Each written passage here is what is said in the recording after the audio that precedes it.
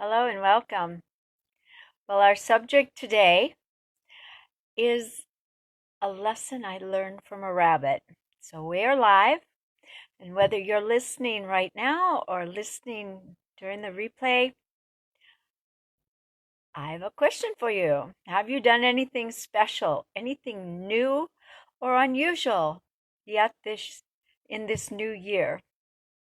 I began my new year by going to Circle B and walking for a few hours there. So, what have you done that's interesting? You should write below and share. I'm Barbara Hitching, and this is Transformative Tuesday. And thank you for listening. And I appreciate your replies and responses. Thank you very much. So, the special question for today is, do you ever freeze when you need to be decisive? Now, a few days ago, I went outside, and there's a little hill at the back of the house, and I go out there every morning to meet with the Lord and to pray. And that morning I heard a bird singing, and it was a beautiful song. And so my attention was focused on trying to find where the bird was. And so I was looking up, and all of a sudden I froze because I sensed someone was staring at me. And so I froze.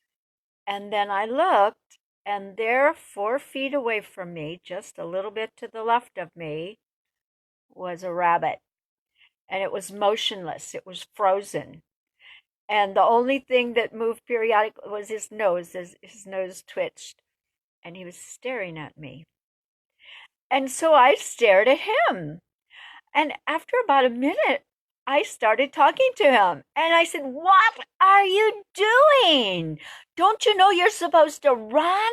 Why are you staring at me?"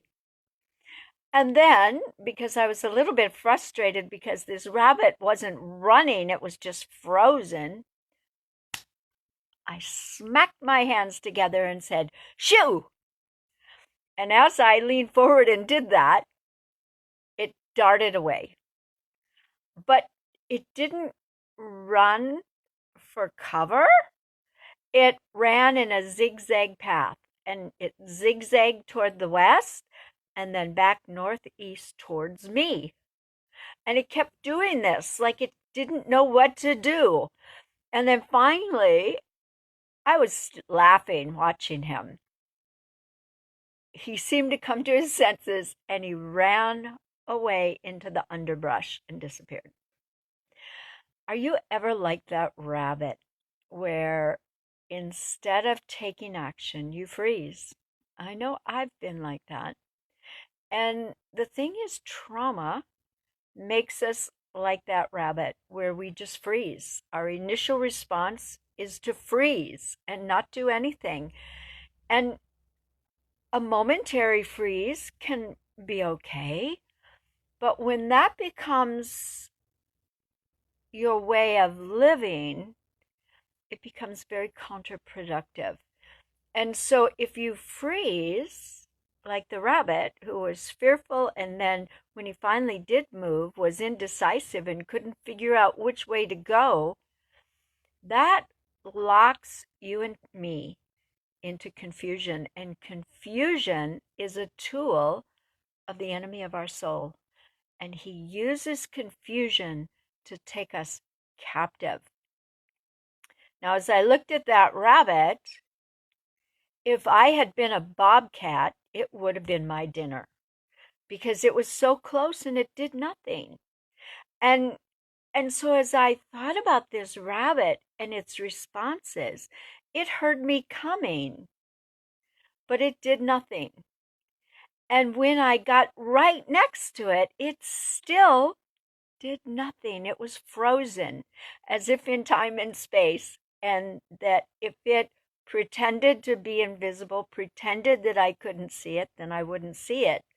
Now, I understand that God has made it so animals can hide in their environment. But this wasn't the situation. He was in green grass, so there was no camouflage there.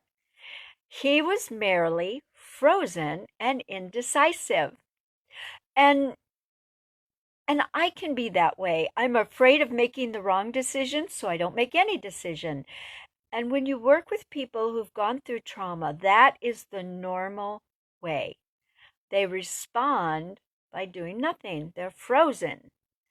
And that's because fear is the underlying foundation.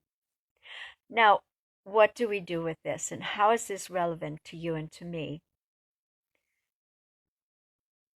I like to go to scripture, and Joseph is a really great example of this. He had been traumatized. His brothers abused him, threw him into a pit, then sold him into slavery, and he knew about trauma. And he ends up in Potiphar's home, running the home. And one day, Potiphar's wife decided she wanted Joseph. And so she set the stage so no one would be around. And he came strolling in to do his work. And he was probably preoccupied. And she pounced. And initially, he froze. And then, as she grabs him, he runs. He flees. And he leaves his coat in her hands. He runs. He doesn't stay to engage with her. He runs. That was a very decisive action. And I know because of the trauma I've experienced, it makes me so sometimes I just can't think. And when I can't think clearly, then I choose to do nothing, as if by doing nothing, it makes everything go away. Just like that rabbit, pretending I didn't exist, then it would make me go away. Well, Joseph made a choice. And if I choose to do nothing, it's my choice. If you choose to freeze or to flee, it's your choice. No one makes you do that. You and I have autonomy to choose our responses and our reactions. And so Joseph chose to run away. And as a result, he was thrown in prison.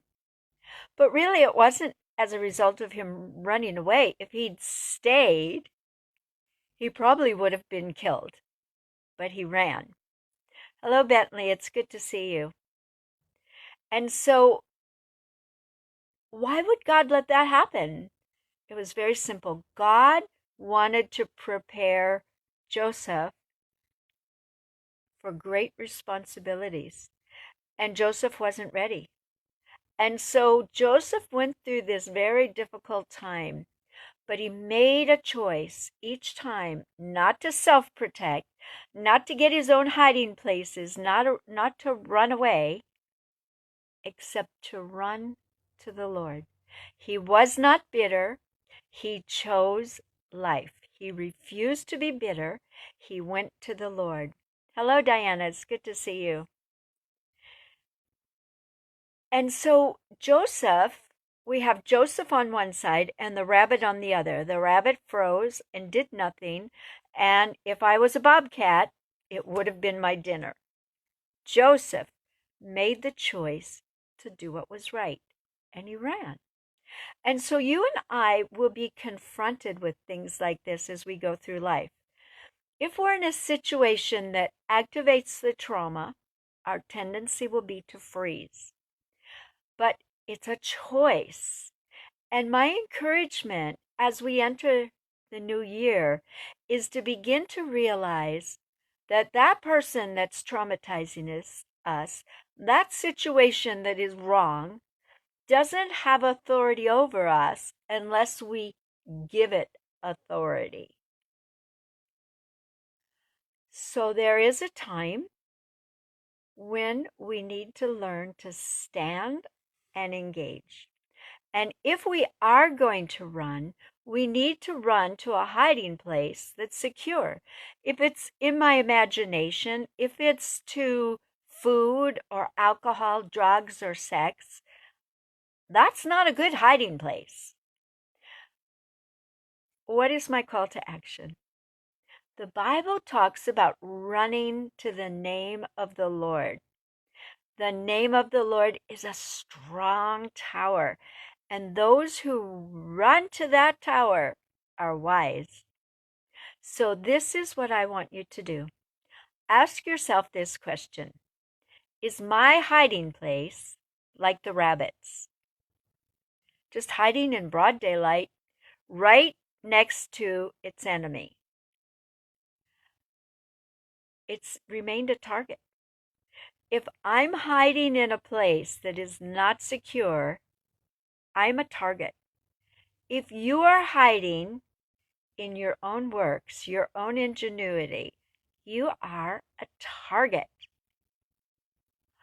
The other question is, do I flee to the name of the Lord, whose name is a strong tower that will hide me from danger? So you can ask yourself these questions and write down what is going on inside.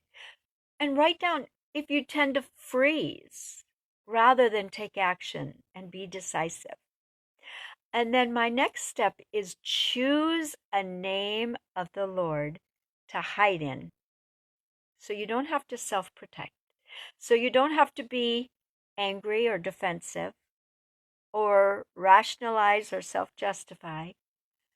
Choose a name and speak that name. There is power in the spoken word. So as I mentioned, my name for the Lord last year was Defender. And I would speak that, Lord, you are my defender. You are my hiding place. And as we speak the name of the Lord, it gives us inner courage, but it begins to transform our mind so we're able to think in a whole new way. So we think with clarity. And as we think with clarity, we're able to stand secure and safe from the enemy of our soul. We don't freeze and become a target. So choose a name. Speak that name. Speak it to the Lord. Sing it. Use it whenever you're afraid, whenever you're indecisive. Lord, you're my defender. I don't know what to do. Help me. Use the name of the Lord to be the place you run to hide. Don't be like that rabbit who froze and did nothing, and then when he took action, half the time was running back toward me. He was just confused. And I understand running in a zigzag line could be helpful, but running back to the enemy is never safe or secure. Be like Joseph, who froze for a second, but then was decisive. He knew, no, I am not having any of this. And the Apostle Paul tells us, flee from fornication, flee from idolatry, flee from youthful lusts. But we're not to flee from life. We're to engage with life. So write and let me know your thoughts about this. You can leave a note below, or you can message me, private message me, but I'd love to hear your thoughts. And I hope you learn a little lesson from this rabbit so that you are wise and remain safe in the midst of danger. God bless you. Have a wonderful day. Love you. Bye.